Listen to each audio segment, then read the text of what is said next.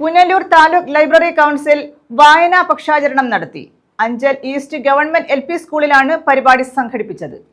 PN Panicker അനുസ്മരണവും ഇതോടനുബന്ധിച്ച് നടത്തി. Punalur taluk library council വായനാ പക്ഷാചരണം നടത്തി.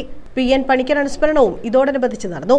അഞ്ചൽ ഈസ്റ്റ് ഗവൺമെന്റ് LP സ്കൂളിൽ നടത്തിയ പരിപാടി ജില്ലാ ലൈബ്രറി കൗൺസിൽ അംഗം പ്രൊഫസർ P കൃഷ്ണൻകുട്ടി ഉദ്ഘാടനം ചെയ്തു. പ്രസിദ്ധമായ ക്ഷേത്രത്തിന്റെ കിഴക്കേ നടയില് ഒരു ഓലഷെഡ് കെട്ടി അവിടെയും പ്രവർത്തനം ആരംഭിച്ചു. സ്കൂൾ വിട്ട് കഴിഞ്ഞ് രാത്രി 9 മണി വരെ ലൈബ്രറിയിൽ റാന്തൽ വിളക്കുമായിട്ടിരിക്കും. ആദ്യകാലങ്ങളിൽ ആളുകൾ തീരെ കുറവായിരുന്നു.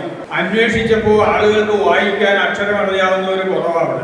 പിന്നിറങ്ങി അക്ഷരം പഠിപ്പിക്കാൻ തുടങ്ങി.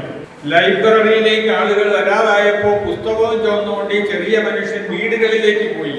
സാഹിത്യപഞ്ചാനകൻ VK നാരായണപിള്ളയുടെ പേരില് തുടങ്ങിയ ലൈബ്രറിയോട് വിരോധമുള്ളവര് ഇദ്ദേഹത്തിന്റെ മുഖത്തേക്ക് പുസ്തകം വലിച്ചെറിഞ്ഞു കൊടുത്ത അനുഭവം ഉണ്ടെന്നും പറയുന്നു.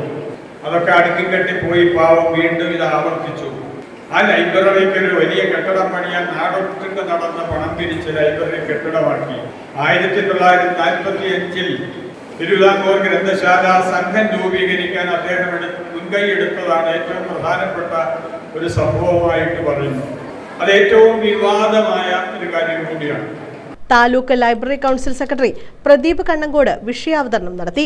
Anchal east government HSS principal K Anas Babu സ്വാഗതം പറഞ്ഞു. പ്രഥമാധ്യാപിക S Sheeja, taluk library council joint secretary Sreedevi Prakash, taluk library council അംഗങ്ങളായ N Shaji, Ramankutty, Baiju Pookkutty, PTA president Soju എന്നിവർ പങ്കെടുത്തു. ന്യൂസ് ബ്യൂറോ, കൊല്ലം.